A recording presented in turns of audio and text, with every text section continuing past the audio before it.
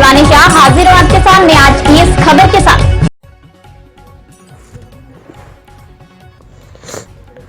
बलिया में Sikandarpur junior high school में स्वामी विवेकानंद की जयंती समारोह के अवसर पर भारतीय जनता पार्टी के तत्वाधान में गोष्ठी का आयोजन हुआ, जिसके मुख्य अतिथि बलिया लोकसभा सांसद वीरेंद्र सिंह मस्त तथा विशिष्ट अतिथि क्षेत्रीय विधायक संजय यादव थे। कार्यक्रम की शुरुआत में स्वामी विवेकानंद के चित्र पर पुष्प अर्पित कर दीप प्रज्वलित कर कार्यक्रम का शुभारंभ किया गया। आपको बता दें कि इस कार्यक्रम के अंत में अतिथियों को अंग वस्त्र देकर सम्मानित किया गया। लोकगीत कलाकार बबलू बहार ने गीतों के माध्यम से श्रोता बंधुओं के दिल को आकर्षित कर लिया। इस दौरान अरविंद कुमार राय, सुरेंद्र यादव, भुवन सिंह, सुरेश सिंह, नसीम चिश्ती, डॉक्टर विद्यासागर उपाध्याय, संजय राय, रामायण सिंह, मोहन कांत राय आदि लोग उपस्थित रहे। आइए देखते हैं बलिया से हमारे संवाददाता अजय कुमार की ये रिपोर्ट।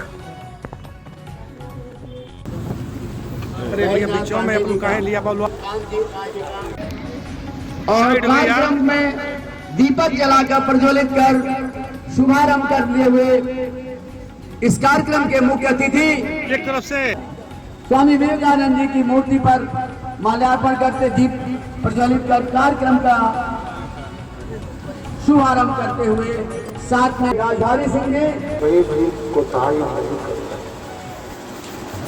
और मैं आज दुनिया भर में स्वामी जी की जन्म जयंती मनाई जा रही है। आज 12 तारीख को स्वामी जी के जन्मभूमि पर हमारे देश के हम लोगों के नेता भारत सरकार के गृह मंत्री अमित भाई वहाँ उपस्थित होंगे उनके जन्मभूमि पर, उनकी जन्म जयंती मना रहे होंगे। ठीक इसी से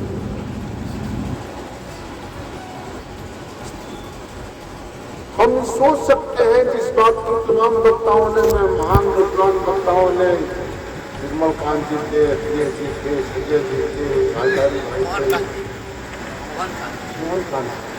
निर्मल कांत जी योजना आयोग वाले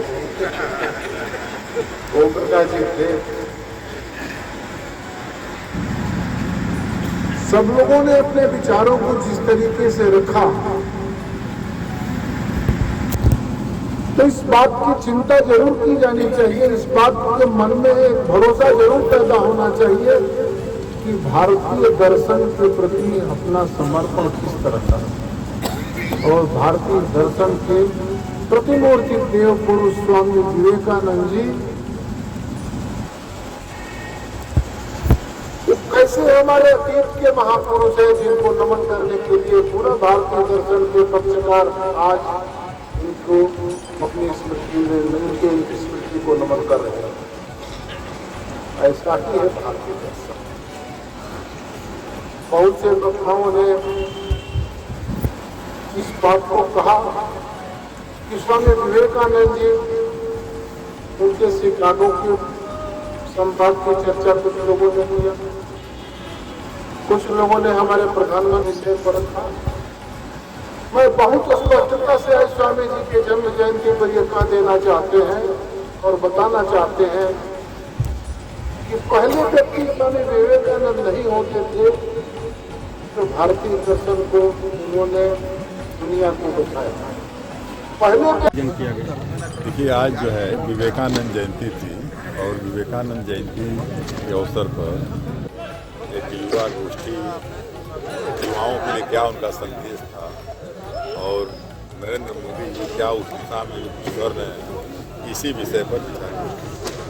आपके द्वारा, आपकी टीम के द्वारा लगातार विगत कई वर्षों से यह कार्यक्रम आयोजित किया जाता है, तो कार्यक्रम आयोजित करने का उद्देश्य क्या रहता है? देखिए, उद्देश्य यह है कि जो भी हमारे महापुरुष थे हमारे देश के, जिन्होंने पूरे दुनिया को या भारत देश को दिशा दिया, तो उनके विचारों से, उनके कृतित्व से इस क्षेत्र की जनता को, युवा पीढ़ी के लोग अवगत कराना और उनसे प्रेरणा प्रदान करने की, प्रेरित और अपने जीवन में उसको उतारना। विवेकानंद जी के विचार को सिर्फ लोग पढ़ते हैं और सुनते हैं, उनके बहुत लोग कम अमल करते हैं, और इसको लेकर आप युवाओं से क्या अपील करना चाहेंगे? क्षेत्र के युवाओं से, जनपद के और देश प्रदेश के युवाओं से क्या कहना चाहेंगे?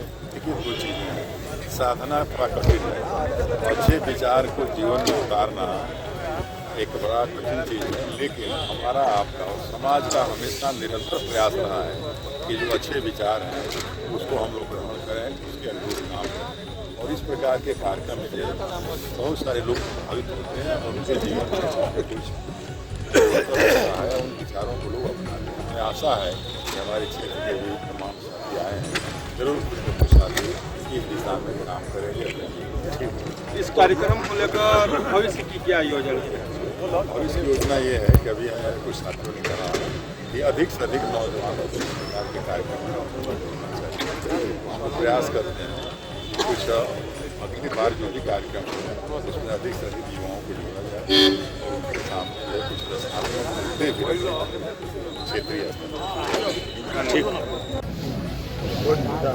कल आज स्वामी विवेकानंद की जयंती पूरे विश्व में मनाई जा रही है, तो इस जयंती के माध्यम से आज देश के युवाओं को क्या संदेश देना चाहिए? स्वामी जी भारतीय दर्शन के देव पुरुष और भारतीय दर्शन के ही आधार पर आत्मनिर्भर भारत बनाने की संकल्पना स्वामी जी ने दुनिया में किया था। भारतीय दर्शन ही दुनिया को बचा सकता है। भारत के युवाओं को भारतीय दर्शन की अवधारणा को आगे बढ़ाते हुए भारत के साथ साथ दुनिया को भी आत्मनिर्भर बनाने का संकल्प आज और उनको नमन करते हुए विचारों को आगे बढ़ाने का संकल्प किया। सर, अभी वर्तमान समय में किसान आंदोलित है और इसी का आज आदेश आने वाला है, फैसला आने वाला है, जबकि सुप्रीम कोर्ट ने किसानों की अर्जी को लेकर पूरी तरह से जो कृषि कानून है उस पर रोक लगा दिया है अग्रिम आदेश के लिए। तो सरकार का एक्शन क्या रहेगा इस पे? नहीं, हम सरकार के पक्ष को नहीं कह रहे हैं, हम कानून के पक्ष को कह रहे हैं कि कानून में किसान हूँ और सारे लोग किसान हैं।